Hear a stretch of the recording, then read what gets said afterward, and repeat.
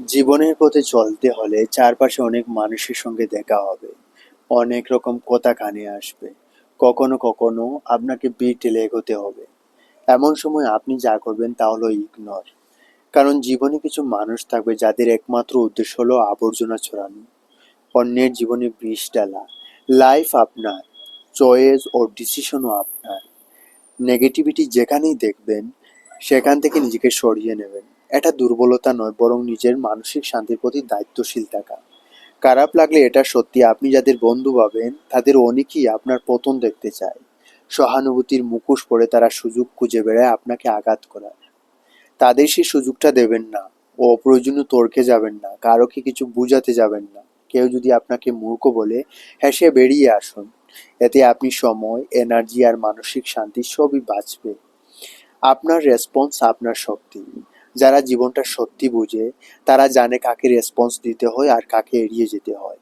সমালোচনার মধ্যে ডুবে না গিয়ে ভালো কিছু করুন, একটা ভালো বই পড়ুন, প্রিয়জনের সাথে সময় কাটান, ঘর সাজান, রং তুলি দিয়ে ক্যানভাসে মনের কথা ফুটিয়ে তুলুন, সিনেমা দেখুন, গান শুনুন, ছবি তুলুন, ব্যায়াম করুন, গাছ লাগান, কিংবা একটুখানি চুপ করে, হ্যাঁ, একটুখানি চুপ করে সৃষ্টিকর্তার সঙ্গে সংযোগ করুন।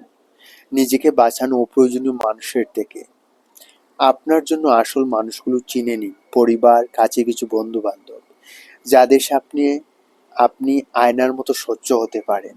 তাদের সঙ্গেই আপনার মনের কথাগুলো ভাগ করুন, কারণ তারা আপনার ভালোটা চায়। বাকি দুনিয়াকে জঞ্জাল ভাবুন এবং দরকার হলে জেরে ফেলুন।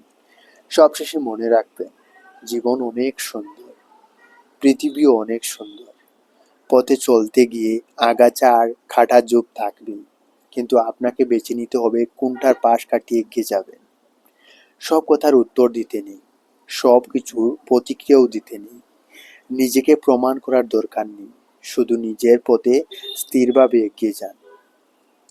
হ্যাঁ, জীবন অনেক সুন্দর, পৃথিবীও অনেক সুন্দর। পথে চলতে গিয়ে আগাছা ও খাটা যোগ থাকবেই, কিন্তু আপনাকে বেছে নিতে হবে কোনটার পাশ কাটিয়ে এগিয়ে যাবেন। সব কথার উত্তর দিতে নেই, সব কিছুর প্রতিক্রিয়াও করতে নেই। নিজেকে প্রমাণ করার দরকার নেই, শুধু নিজের পথে স্থিরভাবে এগিয়ে যান। জীবনে অবশ্যই সফল হবেন।